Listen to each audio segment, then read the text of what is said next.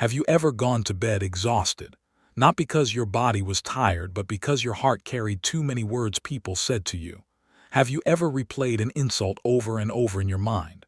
A harsh comment, a cold look, a moment when someone disrespected you.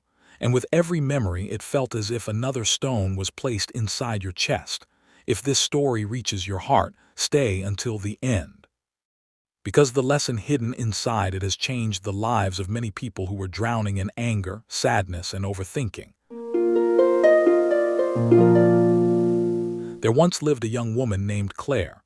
Claire was kind, hardworking, and deeply emotional. But she carried one painful habit that slowly destroyed her peace. She took everything personally. If someone criticized her, she thought about it for days. If someone ignored her message, she believed they hated her. If someone spoke harshly, her heart burned with anger. At first it seemed harmless, but little by little every insult became a wound. Every rude word became another burden. One morning at work, her coworker snapped at her. "Can't you do anything right?" Claire smiled on the outside, but inside her thoughts exploded. Dare he speak to me like that? Why are people always disrespecting me? I should have answered back. I should have humiliated him. The entire day she replayed the moment in her mind. That evening, while walking home, a stranger accidentally bumped into her shoulder. "Watch where you're going," the man muttered angrily. Claire's face turned red. Again, another insult. Another fire inside her chest. By the time she reached home, she felt emotionally exhausted. It was as if she carried something invisible and heavy everywhere she went. That night, she could not sleep. She stared at the ceiling while her mind repeated every painful word people had ever said to her. The teacher who once called her too sensitive, the friend who betrayed her, the relatives who compared her to others, the rude cashier, the impatient driver, the sarcastic coworker. Her mind became a prison filled with echoes. Days passed, then weeks. Claire became irritated easily. She smiled less. She trusted less. Even small comments ruined her entire mood. People thought she was angry at the world, but in truth she was drowning beneath the weight she carried inside. One rainy afternoon, Claire decided to walk through an old park near the edge of the city. The sky was gray. Cold wind moved through the trees. Leaves danced across the wet path. Claire sat heavily on a wooden bench and buried her face in her hands.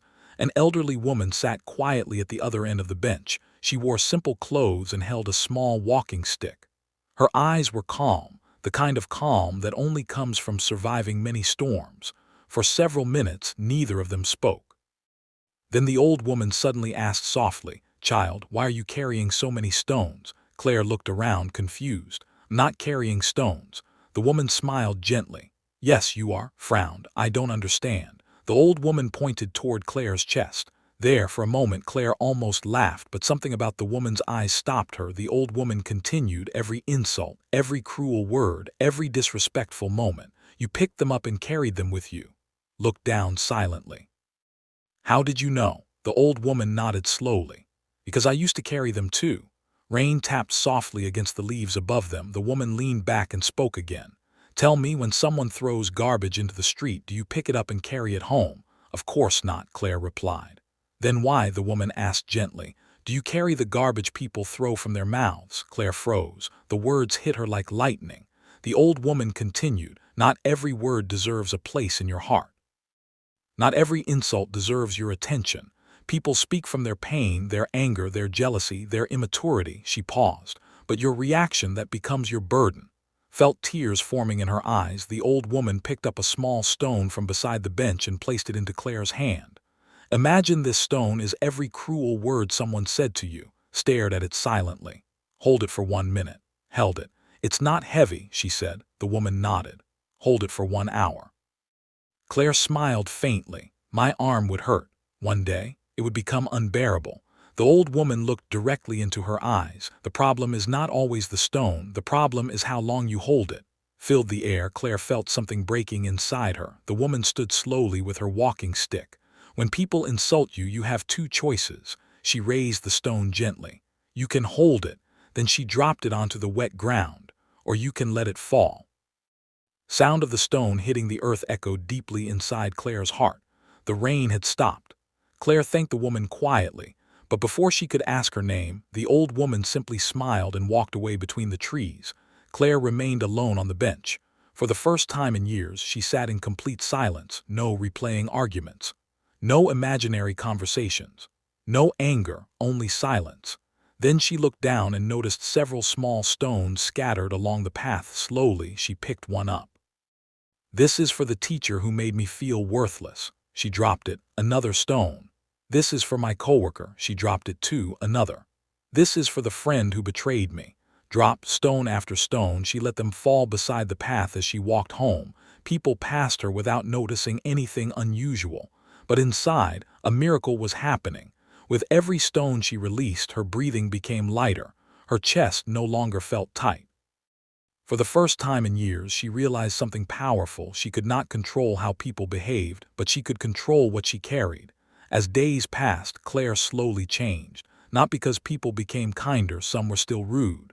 Some still criticized her. Some still misunderstood her. But now, when harsh words came, she paused and asked herself, "Is this worth carrying?" Most of the time, the answer was no. And little by little, peace returned to her life. Years later, people often asked Claire why she seemed so calm. She would smile softly and say, "Because I stopped carrying stones that never belonged to me." The powerful lesson is this: not every insult deserves your anger. Not every opinion deserves your attention. And not every harsh word deserves a permanent place in your heart. People may throw stones at you every day, but your suffering begins when you decide to carry them. Your reaction becomes your burden. Learn to let go. Because peace does not come from controlling others. It comes from controlling what you allow to stay inside you. If this story touched your heart, subscribe for more life-changing stories and lessons. And in the comments, share one thing you finally learned to let go of in your life. Sometimes, your story may help someone else put down their stones too.